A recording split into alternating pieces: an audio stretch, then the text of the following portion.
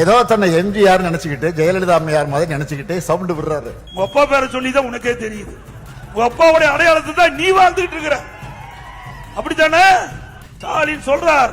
எடப்பாடி பழனிசாமி எம்ஜிஆரை போல அம்மா பேரை சொல்லி அவர் போல என்னமோ மக்கள் கூட்டிருக்கணும். நான் ஒண்ணுமே இல்லப்பா, நான் தொட்டேன் கீழே இருந்தா மேல வந்து பல கூட்டத்தில் சொல்லிட்டேன்.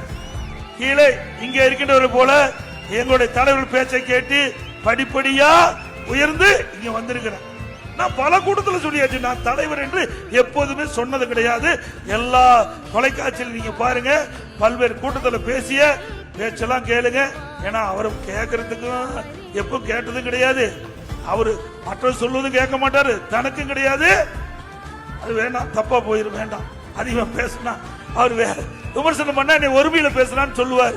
ஆக திரு ஸ்டாலின் அவர்களே, தயவு செய்து நாங்க பேசுவதை கவனிங்க.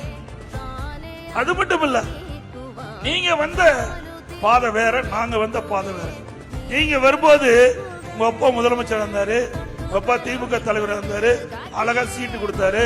உங்க அப்பாவுடைய செல்வாக்குல நீங்க எம்எல்ஏ ஆனீங்க, மந்திரி ஆனீங்க, துணை முதலமைச்சர் ஆனீங்க, திமுக தலைவர் ஆனீங்க. உங்களுடைய பாதை வேற. எங்களாட்டம் இங்க இருக்கிறவங்களாட்டம் உங்களை போல நின்று தலைவருடைய பேச்சை கேட்டு கிளை செயலாளர் இருந்து, ஒன்றிய பொறுப்பு இருந்து, மாவட்ட பொறுப்பு இருந்து, மாநில பொறுப்பு இருந்து, எம்எல்ஏ இருந்து, எம்பி இருந்து, மந்திரி. இந்த இயக்கத்திற்கு கடினமாக உழைத்த காரணத்தினாலே, இந்த இயக்கத்துக்கு விசுவாசமாக இருந்த காரணத்தினாலே இங்க இருக்கின்ற நிர்வாகிகள், இங்க இருக்கின்ற பொதுமக்கள் கூட்டத்தில் போனா நான் யார் தெரியுமா? முத்துவேல் கருணாநிதியுடைய மகன். உங்க அப்பா பேரை சொல்லிதான் உனக்கே தெரியுது. உங்க அப்பாவுடைய அடையாளத்தை தான் நீ வாழ்ந்துட்டு இருக்கிற. அப்படித்தானே?